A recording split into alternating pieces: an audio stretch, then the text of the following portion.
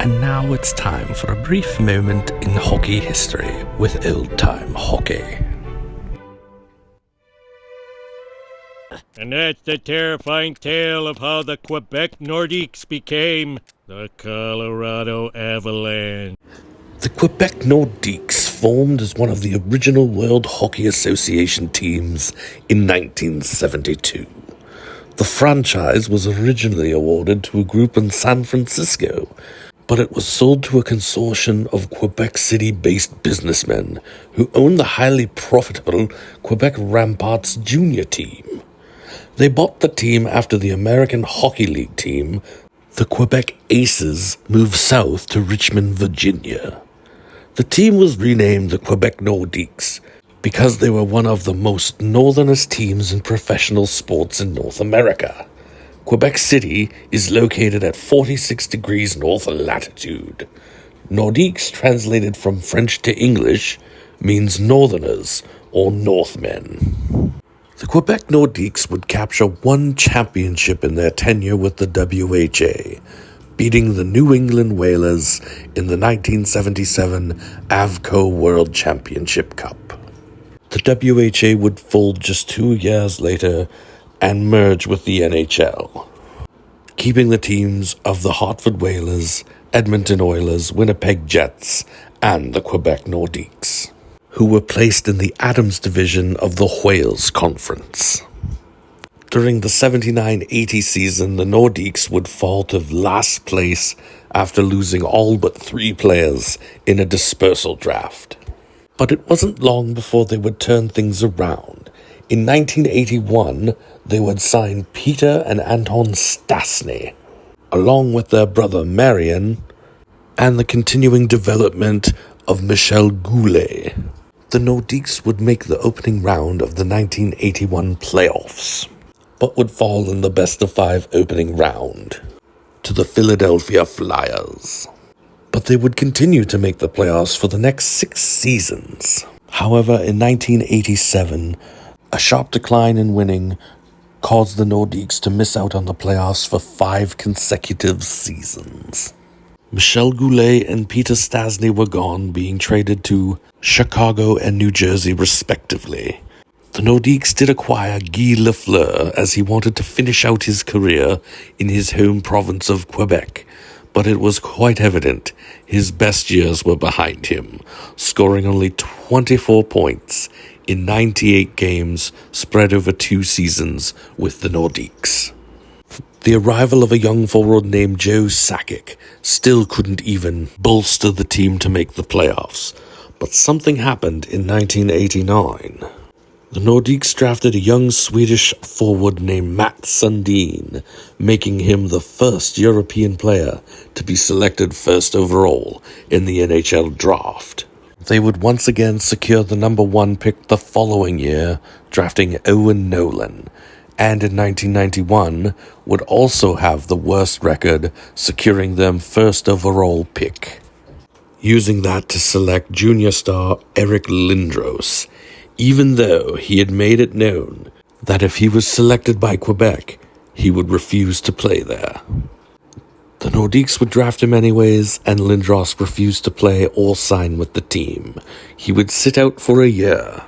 Meanwhile, during that 91-92 season, the Nordiques managed not to finish in dead last for the first time since 1988. It was after this season that an arbitrator decided that a Lindros trade would be made to the Philadelphia Flyers in exchange for forwards Peter Forsberg, Mike Ricci, defensemen Steve Duchesne and Gary Huffman, and goaltender Ron Hextall, as well as future considerations, which would eventually become enforcer Chris Simon, 2 first-round picks, and $15 million.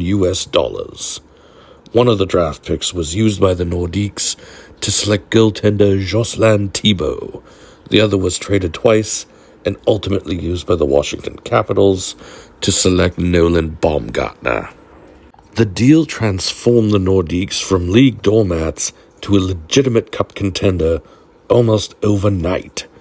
Peter Forsberg won the Calder Memorial Trophy in 1995 and would be one of the cornerstones of the Nordiques going forward. It was during the next season in 92-93 that the Nordiques would put up their best season ever with a record of 47, 27, and 10, breaking the 100-point barrier for the first and only time in the team's history, although they would lose in the first round of the playoffs.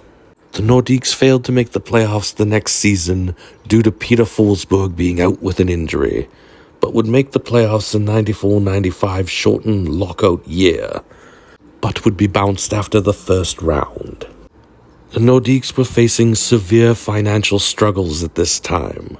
Growing player salaries and a weakening Canadian dollar, Quebec City being the far smallest market in the NHL. And in a purely French-speaking environment, there was no English media to market the team to the rest of North America. The Nordiques owners would accept a deal from the owners of the NBA's Denver Nuggets to move the team to Denver, where it was renamed the Colorado Avalanche. To throw salt in the wound to many Nordique fans, the Colorado Avalanche would win their first Stanley Cup that following season, continuing on the momentum from the successful season beforehand. They would add another in 2001 and recently in 2022. The Nordiques leave behind a legacy of Hall of Famers that include Guy Lafleur, Michel Goulet, Peter Stastny, Matt Sundin, Joe Sakic, and Peter Forsberg. The Nordiques have also retired 4 jersey numbers in their tenure, those of J.C. Tremblay, Mark Tardif, Michel Goulet, and Peter Stastny. Peter Stastny holds the all-time Quebec Nordiques point-scoring record with 1,048 points. He also holds the assist category with 668, while Michel Goulet leads the team in all-time goals with 456. It is hard to say whether the Nordiques would have won a Stanley Cup had they stayed in Quebec for the 95-96 season. Had they stayed in Quebec City, they may not have gotten the services of goaltender Patrick Roy, who definitely helped bolster the team for a playoff run that next year.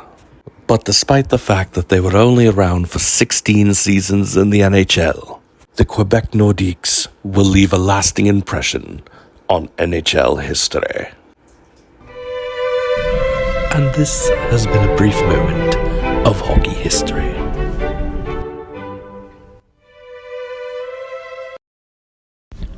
Meh.